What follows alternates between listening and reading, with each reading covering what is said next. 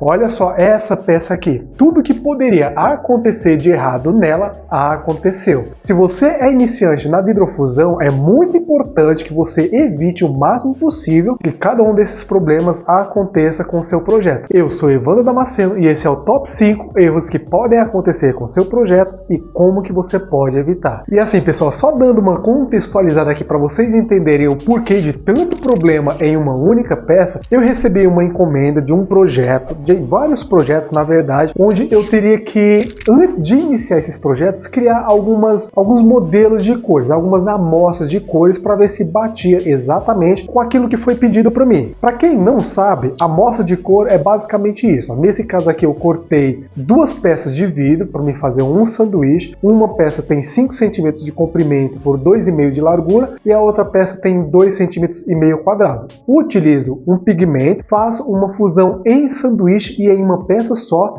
para mim, no final do processo, ver qual que é aquela cor em sanduíche e também em peça única. E foi exatamente isso que eu pretendia fazer com esse projeto aqui. Montei uma tabela de cores para me fazer amostras como essa daqui, e como eu gostei bastante daquelas cores que eu estava vendo ali, eu pensei, poxa, por que não fazer um projeto já para mim, utilizando essas cores? E foi exatamente isso que eu fiz. Deixei de canto as amostras que eu teria que fazer e já fui direto ali pro projeto. Além de tudo isso, eu acabei esquecendo o primordial da vidrofusão, que é dar tempo para que o processo aconteça de forma correta. Por quê? Como eu resolvi deixar de canto as amostras e fazer já um projeto, eu sabia que um projeto demandava bem mais tempo do que as amostras, só que eu tinha um tempo, um prazo, e o fato de eu deixar as amostras de lado e focar num projeto fez com que eu tivesse que correr contra o tempo para finalizar esse projeto, para me poder observar ali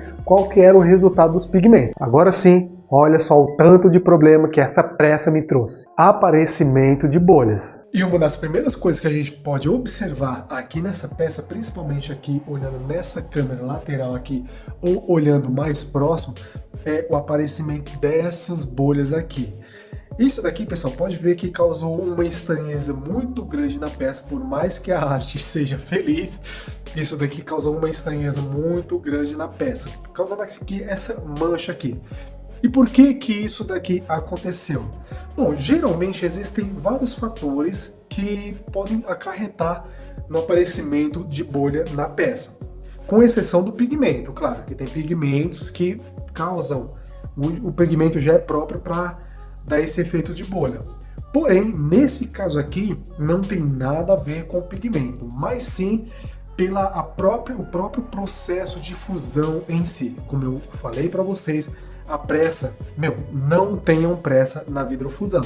Porque nesse caso aqui, como eu tive pressa, eu acabei executando um ciclo um pouco mais rápido do que essas espessuras de vidro aqui pedem, e a borda dele fechou antes que a fusão pudesse iniciar aqui no centro. O que eu estou querendo dizer com isso? Como o tempo foi muito rápido, a temperatura foi subindo e o tempo foi muito rápido, as bordas aqui do vidro foram fechando e não deu tempo, os gases liberados pelo próprio processo de fusão do pigmento, não deu tempo esses gases saírem totalmente. Então o que aconteceu? Eles juntaram aqui no meio, porque as bordas fechou, eles não conseguiram sair, formou-se uma pequena bolha aqui no meio em que eles começaram a se agrupar aqui, causando essa estranheza. Então, nesse exemplo aqui, o que você pode fazer para evitar isso? Você, em temperaturas entre 530 e 640, 670 graus, que é quando o vidro ele começa o amolecimento dele, mais próximo ali dos 640 graus, que ele começa o amolecimento, você tem que criar uma rampa menos íngreme. Ou seja, vamos supor que aqui é a rampa de subida de temperatura. Se antes ela era assim, nessa temperatura entre 530 graus e 640, isso mais próximo dos 640, você cria uma rampa menos íngreme, porque isso vai dar tempo do vidro, desses gases aqui serem liberados pela lateral, pelas bordas do vidro, sem que as bordas se fechem totalmente. evitando assim o aparecimento dessas bolhas. Claro, existem outras formas de você evitar isso, mas nesse caso, nesse exemplo, essa é uma delas. Ah, Evandro, mas você trabalha tanto tempo com a vidrofusão para errar justamente nisso? Sim, e eu tenho certeza que isso acontece com os melhores fuzinistas do mundo. A única diferença é que muitos deles não mostram os problemas que acontecem com as peças. Eu não tenho problema nenhum em mostrar. Inclusive, estou até utilizando essa peça para mostrar para vocês o que pode acontecer e como vocês podem evitar isso daqui. Trincas na peça. E, claro, outra coisa que é gritante aqui nessa peça é essa trinca aqui, a peça praticamente quase que partiu no meio. Na câmera de cima não dá para ver muito bem, ó. Isso daqui não é um efeito, é a própria peça que tentou partir no meio. Isso aqui aconteceu, também existem outros motivos, no próximo tópico eu vou citar outro, mas nesse caso aqui eu tenho para mim certeza que um desses motivos desse problema aqui acontecer foi a própria bolha que apareceu. Eu já falei em vários outros vídeos aqui do canal a questão dos problemas, entre aspas, que as bolhas podem trazer às suas peças. Toda vez que você for utilizar, falando aqui de pigmento com efeitos de bolha, você tem que ter a clareza que aquela bolha, o local onde vão aparecer aquelas bolhas vão ser locais onde o vidro ele vai estar um pouco mais frágil, porque existe ali enfim, ele vai, não vou falar aqui termos técnicos, mas ele vai estar mais frágil. E como nesse caso aqui apareciam as bolhas, nesse ponto aqui da peça, o vidro se tornou mais frágil. Então, à medida que a temperatura foi subindo para me termoformar aqui a minha peça, o que aconteceu? As bolhas, por estarem no local, por ter criado essa fragilidade no vidro, que essa fragilidade muitas vezes são micro trincas, micro fraturas. Uma dessas microfraturas, ou várias delas, pode ver que aqui, ó, nesse caso aqui, a gente tem uma trinca que veio para cá, pode ver que aqui ela tentou vir reto, não conseguiu. Aqui também, ó, ela tentou subir aqui, ó, e também não conseguiu. Essa daqui veio aqui seguindo outra direção, e aqui tem outra, e aqui teve outra também, ou seja, foram microfraturas que causaram essa trinca aqui, justamente no ponto onde teve a bolha. Isso quer dizer que você deve evitar usar pigmento com bolha? Não, não quer dizer isso. Utiliza pigmentos com efeitos de bolha, que inclusive dá um efeito muito bacana na peça, mas tenha clareza que na hora de você fazer a termoformação da peça, corre o risco, as chances são poucas. Nesse caso aqui, como eu falei, é porque eu estava com pressa. E isso cagou a minha peça inteira. As chances são poucas, mas tenha a clareza que pode acontecer dessas microfraturas causadas pelas bolhas aumentarem a ponto de aparecer essa trinca aqui, ou algo semelhante. Peça quebrada. Outra coisa que pode fazer com que a sua peça quebre, praticamente parta no meio, lembrando que nesse caso aqui eu tenho quase certeza que foi por conta das bolhas, mas só para complementar aqui o vídeo citando outra forma, quando você for termoformar uma peça, aqui eu tenho uma peça que o resultado final foi uma peça com 1 centímetro de largura. Uma fusão de 2 vidros com 55 milímetros cada uma, resultando numa peça com 1 centímetro de largura. Isso falando de termoformação, em meados entre 600 graus e 680 graus, você tem que novamente criar uma rampa menos íngreme. Eu costumo indicar que você faça, ao invés de uma rampa entre 630 a 680, eu costumo indicar que você crie um patamar ali próximo de 640 graus para evitar com que isso aqui que eu vou explicar aconteça. Quando o vidro ele está começando o processo de amolecimento dele, vamos supor, aqui está sua placa, sua peça de vidro. Essa partezinha aqui é a peça de vidro. Entre 630, 680 graus até 700, ele começa a amolecer. Se o vidro ele é mais fino, ele tem menos resistência a esse amolecimento, né, a essa moldagem, digamos assim. Ele tem menos resistência. Agora, se o vidro é mais grosso, como esse daqui, como a resistência dele é maior, você tem que tomar um cuidado maior. Se você está trabalhando com uma rampa, crie uma rampa menos íngreme. Se você está trabalhando com um patamar, crie um patamar mais longo. Por quê? Porque se a rampa for mais íngreme ou o patamar for curto, o vidro ele vai criar uma resistência a essa curvatura e na hora que ele estiver começando o processo de curvar, ele mesmo vai colapsar, ele mesmo quebra, gerando assim uma trinca. Principalmente se você for tentar fazer uma curvatura muito acentuada. Nesse caso aqui, ó, a peça não foi muito acentuada, essa curvatura, pode ver que foi bem suave. Agora, se por exemplo, se você for tentar fazer uma curvatura como essa peça aqui, por exemplo, que é muito íngreme, as chances são que quanto mais grosso for o vidro, a peça em si, maior tende a ser essa resistência a essa curvatura e maior tende a ser ou patamar, caso você esteja trabalhando com patamar, ou menos íngreme tem que ser a sua rampa, caso você esteja trabalhando com rampa. Pigmento rachado. E claro, pessoal, aqui eu não posso deixar de falar do pigmento, não da pigmentação em si, mas dos detalhes, ó, do pigmento que enfeiou bastante aqui essa peça. Como eu expliquei no começo, pessoal, aqui o objetivo, nesse caso aqui, era testar, formular as cores que eu ia usar no projeto. Como eu decidi de última hora criar um projeto para mim, eu acabei utilizando aquelas cores sem me atentar que o pigmento, eu tinha que diluir um pouco mais o pigmento. E esse problema aqui, na maioria das vezes, é causado quando você utiliza um excesso, exagera na quantidade de pigmento ou não dilui ele de forma correta. Por quê?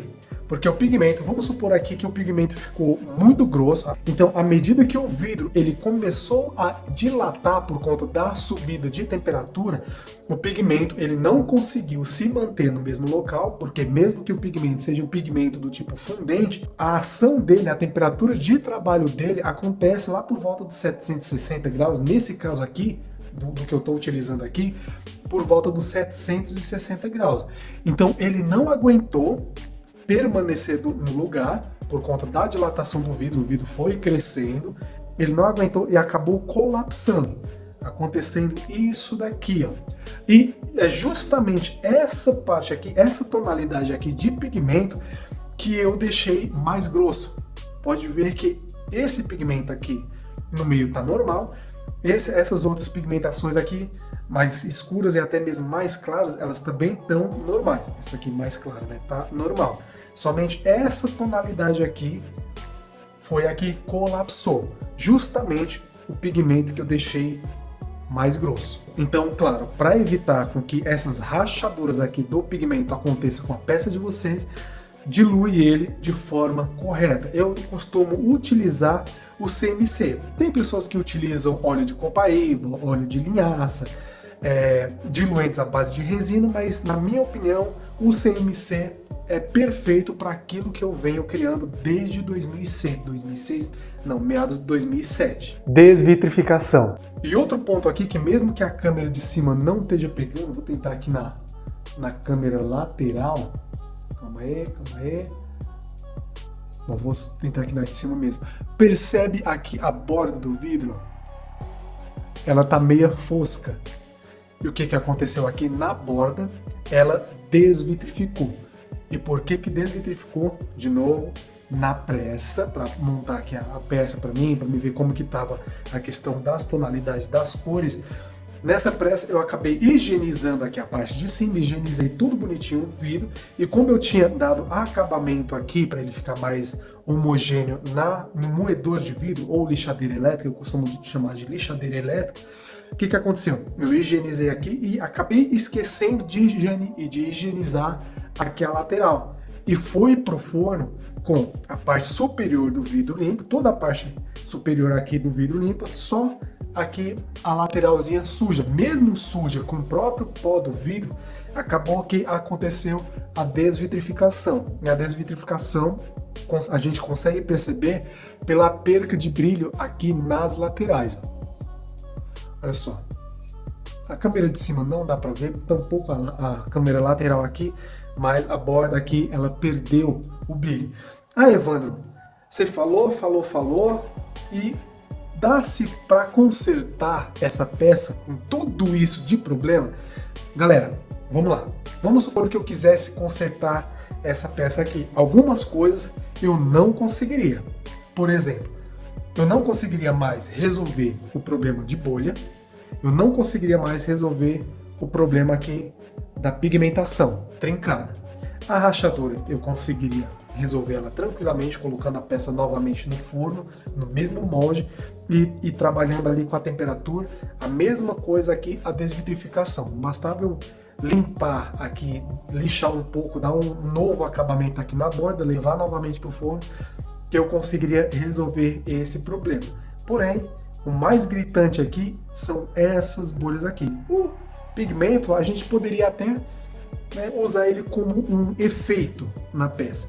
Mas, na minha opinião, as bolhas, por conta dessa diferença de cor aqui no meio da bolha, para a tonalidade correta que deveria ser, eu não perderia meu tempo tentando consertar essa peça aqui. Vale mais a pena para mim, Evandrinho, iniciar todo o processo do zero para criar uma peça exatamente igual a essa daqui, do que tentar consertar ela. E assim, para essa peça aqui, todos os problemas que poderiam dar nessa peça deram. Só faltou, julgo dizer que só faltou a incompatibilidade, né? Após isso tudo aqui, só faltou eu ter utilizado vidros que são incompatíveis. Aí sim, aí o vídeo aqui estaria completo.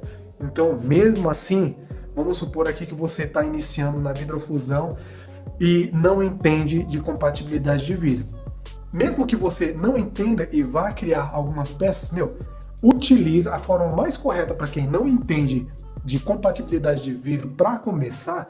Se você está trabalhando com uma placa de vidro, vai criar uma peça e está trabalhando com uma única placa de vidro, faça a peça utilizando somente aquela placa de vidro. Não misture, porque existe sim uma chance dos vidros serem incompatíveis. E o que seria isso? Por mais que elas se fundam no final do processo, em pouco tempo, em dias, semanas ou até mesmo alguns meses, poucos meses, elas vão desgrudar. E caso você queira aprender a vidrofusão de forma simples, fácil e prática no conforto da sua casa, aqui na descrição eu vou deixar o link do livro digital Vidrofusão Arte no Micro-ondas, onde eu te mostro como que você pode usar o seu próprio aparelho micro-ondas para criar peças incríveis no conforto da sua casa, e também o livro digital Vidrofusão, a Arte de Transformar, onde eu explico a vidrofusão de forma clara e objetiva para que você possa iniciar na vidrofusão com os dois pés direito, podendo criar qualquer peça que você queira, utilizando seja matéria-prima nacional e importada ou até mesmo vidro de descarte. O link de ambos os livros vão estar aqui na descrição. E espero que você tenha gostado desse conteúdo que eu trouxe aqui para vocês. Se você gostou, deixe seu like, se inscreva no canal, que isso ajuda a gente bastante. Perceba, pessoal, que mesmo que você tenha experiência na vidrofusão, imprevistos eles podem e vão acontecer. Principalmente quando você desrespeita, digamos assim, os princípios básicos da vidrofusão, que é dê tempo para que o processo aconteça. Caso você não permita que esse tempo seja dado ao processo, os problemas vão aparecer, assim como apareceu não somente um, nem dois, nem três, mas basicamente 5 problemas em uma única peça. Enfim, isso foi bom para gerar conteúdo aqui para vocês. Nos vemos no próximo vídeo. Grande abraço, valeu!